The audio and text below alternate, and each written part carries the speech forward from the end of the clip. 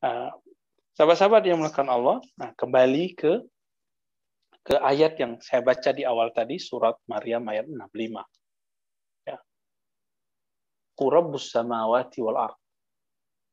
Dialah pencipta langit dan bumi, dan antara keduanya, maka kenalilah dia, dan sabarlah dalam mengenalinya. Sembahlah dia, dan sabarlah dalam menyembahnya. Hal ta'lamu lahu samiyya. Apakah engkau tahu namanya? Apakah engkau tahu keluhurannya, ketinggiannya? Jadi nama itu menunjukkan juga kelas, ya. Dan Allah Subhanahu wa taala sangat luhur sekali darajahnya, ketinggiannya. Sahabat-sahabat dimuliakan Allah, terakhir ya sebelum kita menutup, ya. Jadi makrifat mengenal Allah itu tidaklah susah. Ambil Asmaul Husna, lalu pelajari namanya, pelajari isinya, panggil dia dengan nama itu. Masalahnya, ini jadi masalah. Walaupun ada 1000 buku tentang Asmaul Husna, tapi makna itu bukan di lembaran kertas itu sebenarnya. Makna itu ada di kolbunya orang yang mengenal Allah. Maka, walaupun kita bisa beli buku Asmaul Husna, ambillah ilmu ini dari kolbu orang yang mengenal Allah itu. Kolbu dia pasti ngambil dari kolbu gurunya mengenal Allah. Kolbu gurunya ngambil dari kolbu gurunya lagi yang kenal Allah. Bersambunglah silsilah sanadnya kepada Nabi Muhammad SAW, yang mana di dalam kolbunya isinya adalah Asmaul Husna. Dan saya sering menyebut bahwa ibadahnya badan adalah sujud mendekat kepada tanah. Ibadahnya akal dengan bertafakur, berfikir. Ibadahnya jiwa dengan menahan hasratnya.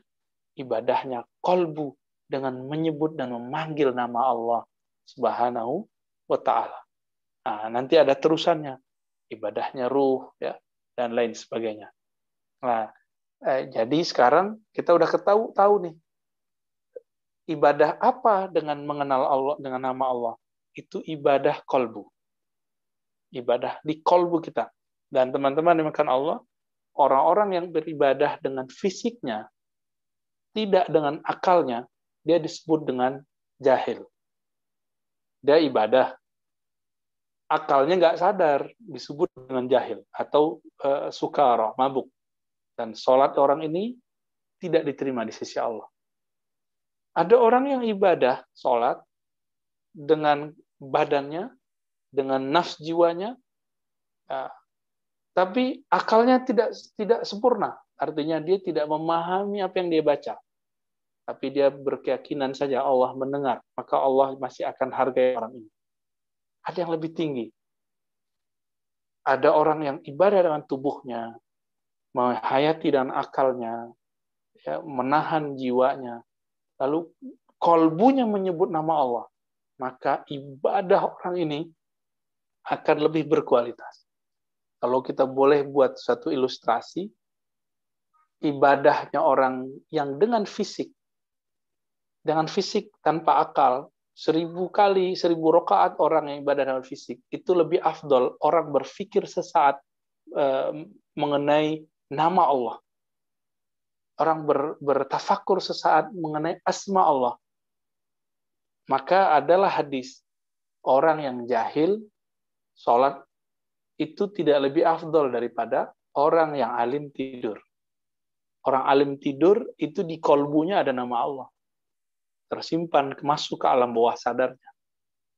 Sama, orang yang ahli kolbu, ibadah, itu lebih afdol jauh daripada orang yang hanya sekedar tafakur dengan akalnya. Maka 1000-nya sholat ahli filsafat, ahli kalam, profesor doktor yang dia bisa menerjemah, memaknai, menghayati bacaan-bacaan Asmaul Husna, bacaan-bacaan sholat, itu tidak lebih afdol daripada ibadah ahli kolbu yang langsung merasakan pengenalan nama-nama Allah Subhanahu wa ta'ala. Nah, inilah yang kemudian dikatakan bahwa amal kolbu lebih tinggi, lebih berat, lebih bercahaya, lebih berkualitas daripada amal akal dan amal jasad. Nah, jadi saya mengajak diri saya sendiri dan teman-teman semua, mulailah berlatih. Ibadah itu tidak hanya fisik, tapi juga beribadah dengan akal dan kalbu kita. Nah, kira-kira begitu, Bu Tina dan teman-teman. Silakan kalau ada yang mau diskusikan. Ya.